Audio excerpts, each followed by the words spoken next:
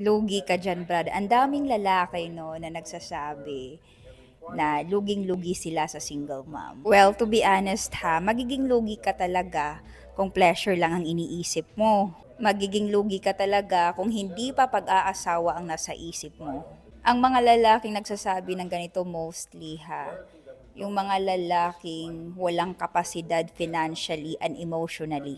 Sa totoo lang ha, real men really don't care kung may anak ka na, as long as you've been responsible to yourself at binibigyan mo ng value ang sarili mo. At lalo na kung kaya mong tumayo sa sarili mo. At para sa mga lalaki ha, baka nakalimutan nyo, most of the single moms, dahil lang din yan sa mga lalaking iresponsable. Hindi ko nila lahat ha, pero huwag tayo masyadong magmalinis no. Dahil ang mga single mom na yan, pinanindigan lang nila ang responsibilidad nila. Pati ang responsibilidad na dapat sa lalaki.